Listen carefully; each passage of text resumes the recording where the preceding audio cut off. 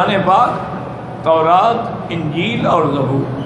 بس یہ اللہ کا ایک نظام ہے میرے محترم کہ جس کو چاہیں شان دے دیں۔ اب دیکھیں نا جی، اللہ نے کتابیں تو کتنی اتاری لیکن شان ان چار کو ملا۔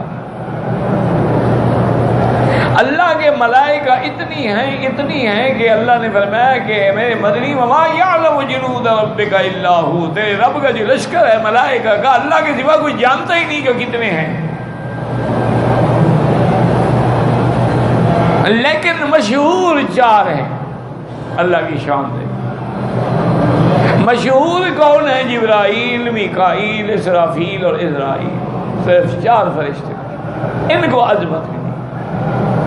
کتابیں بھی چار، ملائکہ بھی چار، اور اللہ کی شان دیکھیں کہ اللہ تبارک و تعالی نے علماء اور فقہاء جو آئے ہیں ان میں بھی چار کو عزت ملی ہے، امام ابو حنیفہ، امام شافعی، امام مالک، امام احمد بن حنبل، ورنہ کوئی اور علماء ان سے کم تو نہیں تھے نا، ان کے بھی تو اساتذہ تھے نا جن سے انہوں نے علم پڑھا ہے، لیکن جو شان چار کو ملی کسی اور کو نہیں ملی۔ اسی طرح صحابہ کی تعداد لاکھوں میں ہے، یعنی جب حضور پاک حجۃ الوداع میں آئے تو 1 لاکھ سے اوپر تھے صحابہ، اور جب حضور غزوہ تبوک کے لیے جا رہے ہیں تو 1,30,000 صحابہ آپ کے ساتھ ہیں، لیکن مشہور چار ہیں، ابو بکر، عمر، عثمان والی رضوان اللہ تعالی علیہم اجمعین۔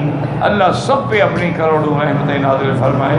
تو اس لیے حضور نے فرمایا موسیٰ علیہ السلام بھی شان والا پیغمبر ہے، کبھی ایسا نہ کرو کہ میری شان بیان کرتے ان کی شان کم ہو جائے نا۔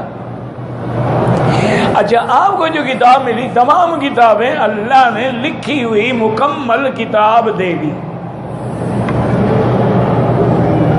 اسی لیے اس پہ غور کریں اگر اللہ توفیق عطا فرمائے کہ ساری کتابوں میں صرف قرآن محفوظ ہے، باقی کتابیں محفوظ نہیں ہیں۔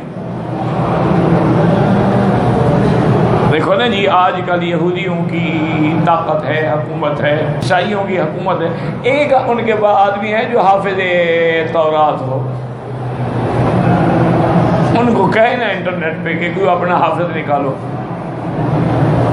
عیسائیوں میں ایک ہے جو کہے میں انجیل کا حافظ ہوں،